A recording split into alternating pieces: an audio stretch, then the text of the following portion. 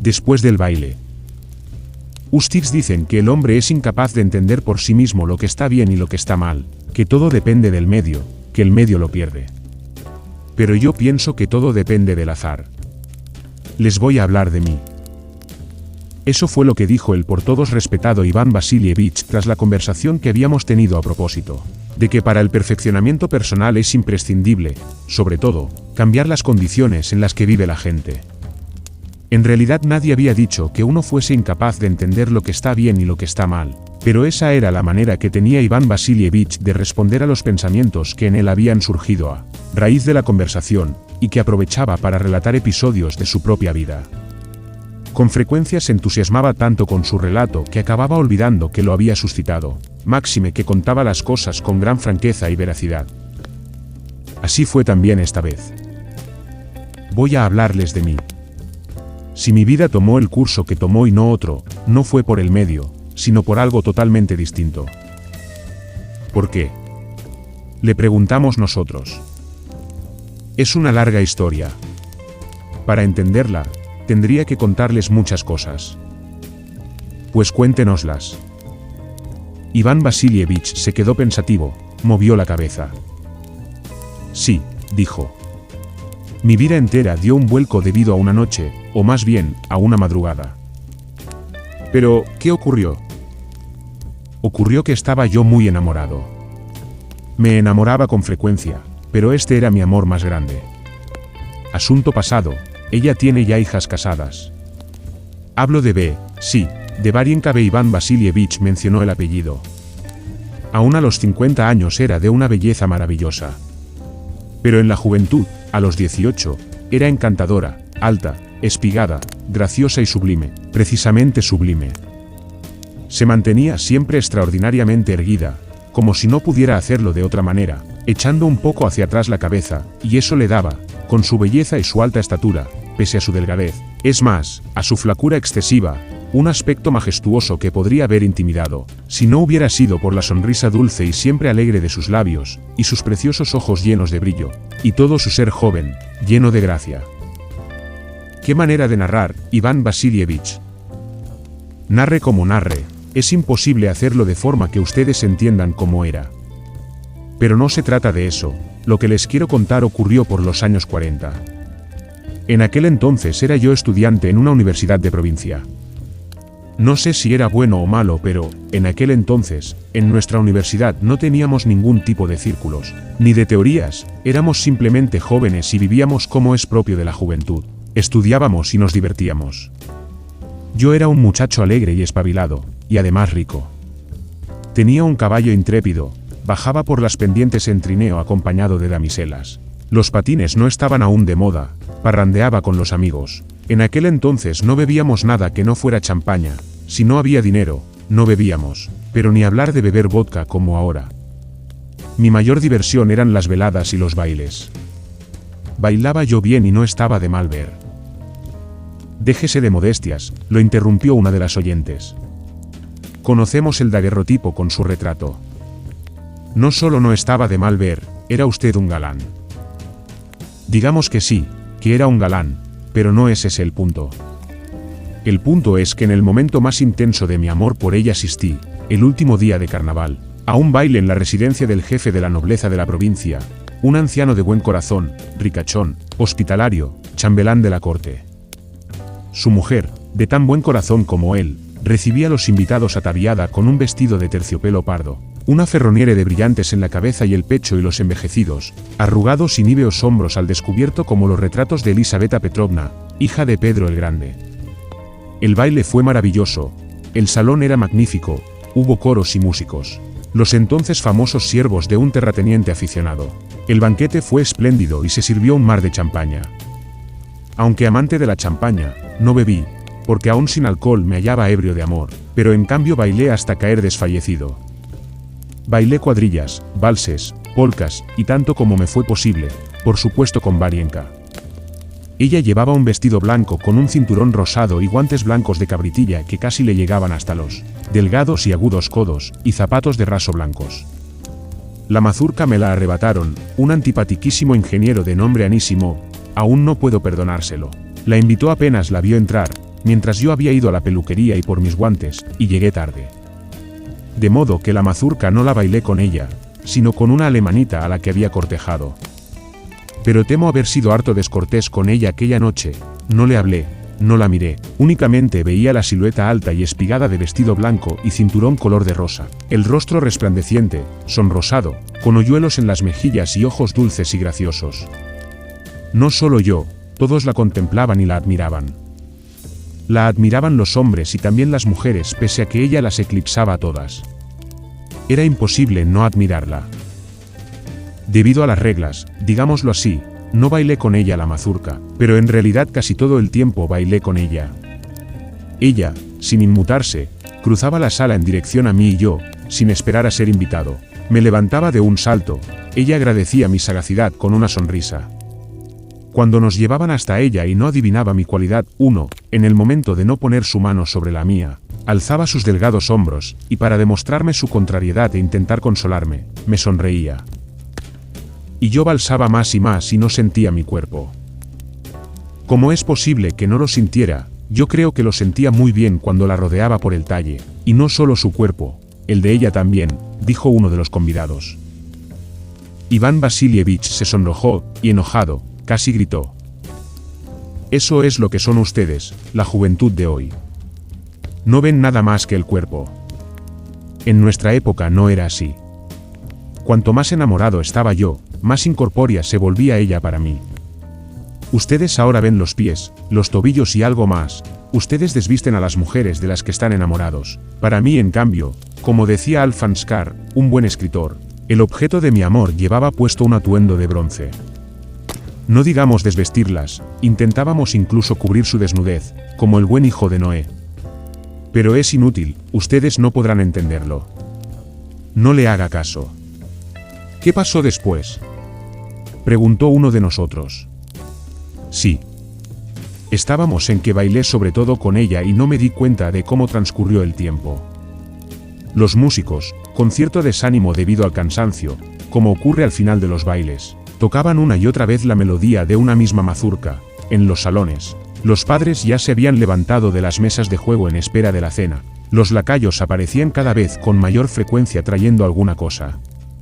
Eran más de las 2. No podía desperdiciar los últimos minutos. La elegí de nuevo, y por 100ª vez nos deslizamos a lo largo del salón. Después de la cena, ¿la cuadrilla es mía?, le dije acompañándola hasta su lugar. Por supuesto, si no me obligan a irme, comentó con una sonrisa. No lo permitiré, dije. Deme mi abanico, dijo ella. Me apena devolvérselo, dije tendiéndole su abanico blanco y no muy caro. Tenga, para que no se apene, dijo arrancando una pluma a su abanico y dándomela. Tomé la pluma y solo con la mirada fui capaz de expresar toda mi emoción y gratitud. No solo estaba contento y satisfecho, era feliz, dichoso, era bueno. Yo no era yo, sino un ser no terrenal que no conocía la maldad y solo era capaz de hacer el bien. Metí la pluma en el guante y me quedé ahí de pie, sin fuerzas para alejarme de ella.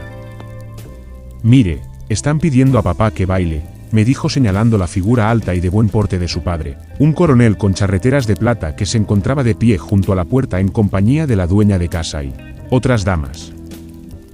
Varienka, venga, oímos la voz fuerte de la anfitriona con la ferroniere de brillantes y los hombros elisabetianos. Varienka se acercó a la puerta y yo la seguí. Machere, convenza a su padre para que baile una pieza con usted.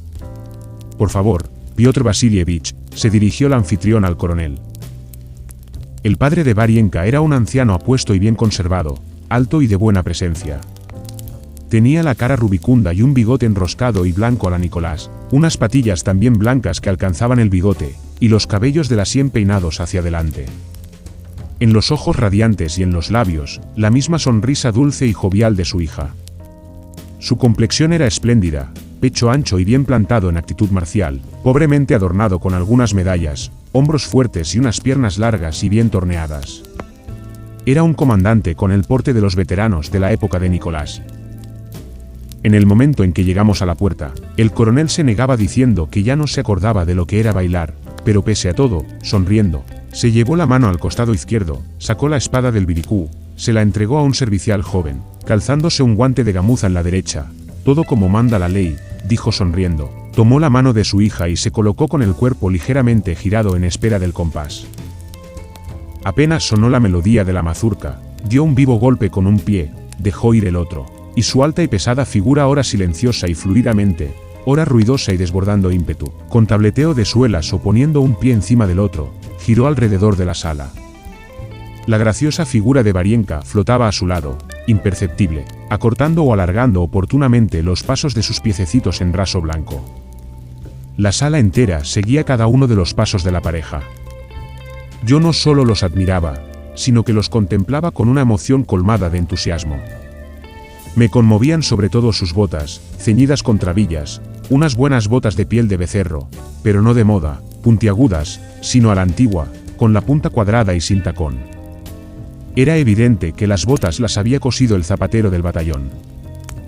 Para vestir a su hija y que pueda presentarse en sociedad, no se compra el calzado de moda, sino que lleva unas botas de fabricación casera, pensé, y aquellas botas de punta cuadrada suscitaron en mi especial ternura. Se veía que alguna vez había bailado espléndidamente, pero ahora era pesado, y sus piernas ya no eran lo bastante flexibles para los bellos y veloces pas que intentaba ejecutar. Con todo, se las ingenió para dar 2 vueltas al salón. Cuando, tras separar rápidamente los pies, los volvió a juntar, y aunque con cierta dificultad, cayó sobre una rodilla, y ella, sonriendo y arreglándose la falda que la había enganchado, ligera y armoniosa, dio una vuelta alrededor de él. Todos aplaudieron sonoramente. Él se levantó con un poco de esfuerzo, y lleno de ternura y delicadeza, tomó a su hija con ambas manos de las orejas, la besó en la frente y la condujo hasta mí, pensando que bailaba yo con ella. Le dije que no era yo su caballero. Bueno, es igual, baile una pieza con ella, dijo sonriendo afable y devolviendo su espada al biricú. Igual que ocurre cuando, tras la primera gota que sale de la botella, el contenido se derrama en grandes chorros, así en mi alma mi amor por Varienka liberó toda la capacidad de amar encerrada en ella. En ese momento abrazaba yo con mi amor al mundo entero. Amaba a la dueña de casa con su ferroniere y su busto elisabetiano, amaba a su marido, a sus convidados, a sus lacayos, e incluso al ingeniero Anísimo, que me había puesto cara. Su padre, con sus botas caseras y su amable sonrisa, parecida a la de ella, suscitaba en ese momento en mi arrobo y ternura. La mazurca terminó, los anfitriones pidieron a los huéspedes que pasaran a cenar, pero el coronel B rehusó la invitación arguyendo que al día siguiente debía levantarse temprano, y se despidió de los dueños de casa. Yo temí que pudiera llevársela, pero ella se quedó con su madre. Después de la cena bailé con ella la cuadrilla prometida, y a pesar de que ya era, o así me lo parecía, inconmensurablemente feliz, mi felicidad no cesaba de crecer. No hablamos en absoluto de amor. No le pregunté si me amaba, ni me lo pregunté a mí mismo. Me bastaba saber que yo la amaba. Y solo temía una cosa, que algo pudiera empañar mi felicidad. En cuanto llegué a casa y me quité el abrigo pensé en dormir, pero me di cuenta de que me sería del todo imposible. Tenía en la mano la plumita de su abanico y un guante suyo, completo, que ella me había dado al partir, cuando se acomodaba en la carroza donde yo había ayudado a subir primero a su madre y luego a ella. Miraba ambos objetos, y sin cerrar los ojos, la veía frente a mí en el momento en que ella, al elegir entre 2 caballeros, intentaba adivinar mi condición, y oía su melodiosa voz diciendo, orgullo, ¿verdad?, al tiempo que, radiante, me tendía su manita. O cuando durante la cena se llevaba a los labios la copa de champaña y me miraba de soslayo con sus cariñosos ojos. Pero sobre todo la veía con su padre cuando, ligera y armoniosa, se deslizaba junto a él, orgullosa y contenta tanto por ella misma como por él, echaba un ojo a los espectadores admirados. Y yo los unía a los dos, involuntariamente, en un sentimiento delicado y enternecedor. En aquel entonces vivía con mi ahora difunto hermano, a quien no le gustaba la vida social y no asistía a los bailes. Estaba preparando, además, su examen de licenciatura y llevaba la más metódica de las vidas. Dormía. Vi su cabeza hundida en la almohada y cubierta hasta la mitad por una manta de franela, y sentí lástima por él, porque no conocía ni compartía la felicidad que yo estaba sintiendo.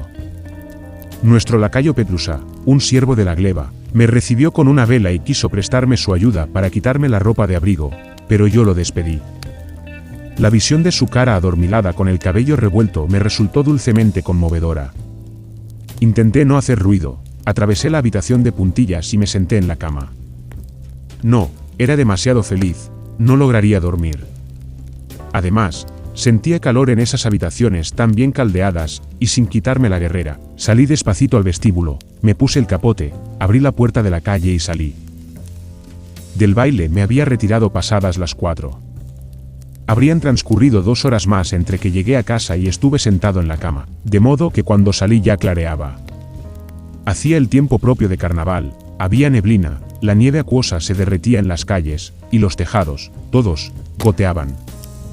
En aquel entonces los B vivían al final de la ciudad, junto a un gran descampado, en uno de cuyos extremos había un paseo, y en el otro un instituto para jovencitas.